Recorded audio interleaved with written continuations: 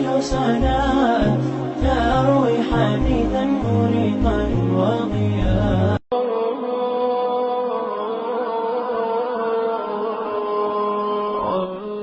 የመጀመሪያ ደረጃ ትምህርት ዘመኔን ከቤተሰቦቼ ጋር በመሆን አሳለፍኩ። ጥሩ በሆነ አየር ውስጥ አመሻሽቼ ስገባ የእናቴን ዱዓ በመሰማበት ጥሩ አየር፣ ረዘም ባለው ሰላት ውስጥ የአባቴ ድምጽ ጆሮዬ ላይ ይመላለሳል። አንዳንዴም የኢባዳው ድምጽ ከመርዘሙ የተነሳ በአግራሞት ቆሜ ያዳምጣለሁ። በይበልጥ ደግሞ ይሄ የሚሆነው እንቅልፍ በሚጣፍጥበት ብርዳማ ወቅት ላይ ነው። ለራሴ በመገረም እንዴት መታገስ ቻለ ይላሉ። ዘውትር ኢባዳው እንዲህ ነው፣ በጣም የሚደንቅ። ይህ ታዲያ ለአማኞች የእርካታቸው ዋናው መንስኤ መሆኑን አላውቅም ነበር። ይህ ሰላት የምርጥ ሰዎች መሆኑንም እንዲሁ አይገባኝም ነበር። ከአላህ ሱብሓነሁ ወተዓላ ጋር ቆይታ ለማድረግ ከፍራሻቸው ገለል ይላሉ።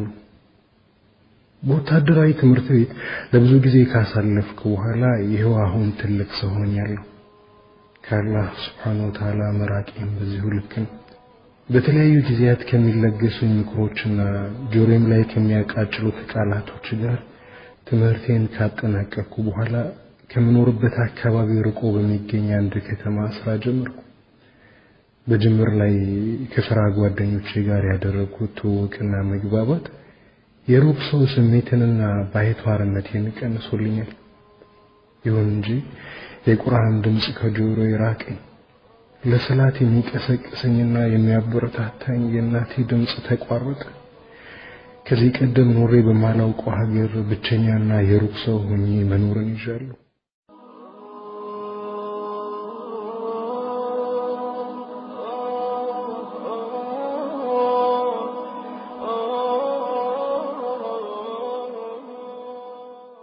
የከተማውን ዙሪያ ደህንነት፣ የትራፊክ ፍሰትና አደጋን በመቆጣጠር አንዱ የመንግስት ቢሮ ተቀጣሪ መኪና በፍጥነት የሚነዳባቸው አውራ ጎዳናዎችን የመቆጣጠር የሥራ ግዴታ ተጣለብኝ።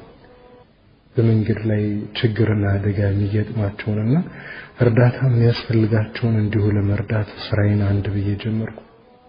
ስራዬ ሁሌም አዲስ ነበር። እኔም ደስተኛ ነኝ። ግዴታዬን በትጋትና በታማኝነት እወጣለሁ።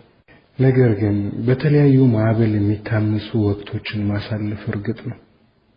በሰፊው ጊዜ ዕውቀቴና ኢማኔ አነስተኛ ስለሆነ ውስጣዊ ስሜቶቼ በየአቅጣጫው ያቀዝፉኛል። መሰላቸት ጀምሬያለሁ። በዲኔ ላይ የሚያግዘኝ ማንንም ላገኝ አልቻልኩም፣ በተገላቢጦሹ እንጂ። የሥራው ጸባይ ሆኖ በአብዛኛው የሚገጥመኝ የመኪና አደጋና ሰለባዎቹ እንደሆነ ግልጽ ነው። የአንድ ቀኑ ክስተት ግን ከሌላው ጊዜ ሁሉ ለየት ያለ ነበር። እኔና ጓደኛዬ በሥራ ግዴታችን ላይ ሳለን ከመንገዱ ጠርዝ ላይ ቆመን ብዙ ሁኔታ አፍላፍ ገጥመን ወጋችንን እያወጋን ሳለ ድንገት ከፍተኛ የግጭት ድምፅ ሰማን። በፍጥነት እይታችንን ከወደ አቅጣጫው ሰደድን። መኪናዋ ከተቃራኒ አቅጣጫ ከሚመጣ ሌላ መኪና ጋር ተላትማለች።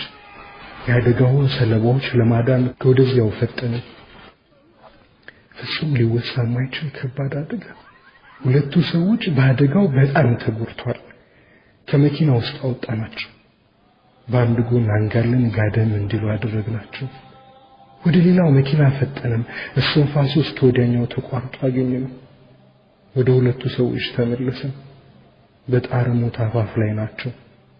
ጓደኛዬ ሸሃዳ ሊያስይዛቸው ፈልጎ ላኢላሃ ኢላላህ በሉ በማለት ይወተውታቸው ጀመር። የነርሱ ራስ ግን በዘፈን ተለጉሟል። ዘፈን ያንጎራጉራሉ። ክስተቱ አስደነገጠኝ፣ አስፈራኝ። ጓደኛዬ ስለሞት ሁኔታ ያውቃልና ከኔ ይሻል ነበር። ሸሃዳ እንዲያደርጉ የሚጥረው ከወትሮ ልምዱ በመነሳቱ ነው። ምንም ሳልንቀሳቀስ ባለሁበት ሁኔታ ተቸክዬ ቆሜ ቀረሁ። በሁኔታው መፍራቴ አይኖቼ ላይ ይነበባል። እንዲህ አይነት አስደንጋጭ ክስተት በሕይወቴ ገጥሞኝ አያውቅም። በስራውም ላይ ያሳለፍኩት ውስን ጊዜ ነው። ጓደኛዬ ለሰዎቹ ሻሃዳ እንዲይዙ ይወተውታቸዋል። እነሱ ግን ዘፈናቸውን አድርገውታል። ምንም ጥቅም የሌለውን ዘፈን ያንጎራጉራሉ። የዘፈኑ ድምፅ ቀስ በቀስ እየቀነሰ ሄደ።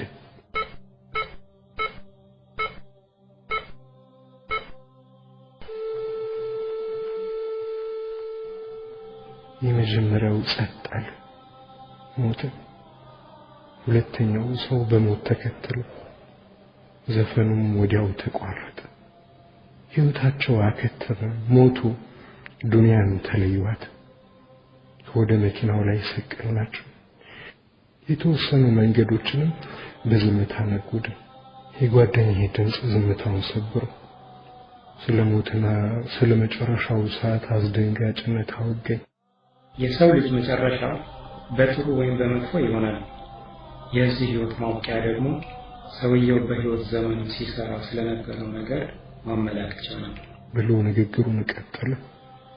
በእስላማዊ ኪታቦች ላይ ስላሉት በርካታ ታሪኮች ነገረኝ። የሰውየው መጨረሻ እንዴት እንደሚያበቃለትና ፍጻሜውን በህይወት ዘመኑ ካሳለፈው ጋር እንደሚቆራኝ አወገኝ። ስለሞትና ሙታን እያወራን ወደ ሆስፒታሉ አቀናን። ከጎናችን ሬሳ መያዛችንን ሳስታውስ እውነትነቱ ፍንትው ብሎ ታየኝ። ሞትን ፈራው፣ ካደጋው ተመከርኩ።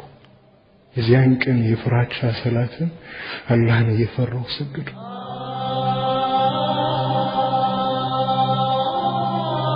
አሰላሙ አለይኩም ወራህመቱላሂ ወበረካቱሁ። የምንለቀው ማንኛውም ቪዲዮ እንዲደርሳችሁ ክብ ምልክቷን ቢላል የምትለውን በመጫን ሰብስክራይብ ያድርጉ። በጎን በኩል ያለውን ቪዲዮ ካላዩትም እሱን በመጫን ቪዲዮውን መከታተል ትችላላችሁ። ወሰላሙ አለይኩም ወራህመቱላሂ ወበረካቱሁ።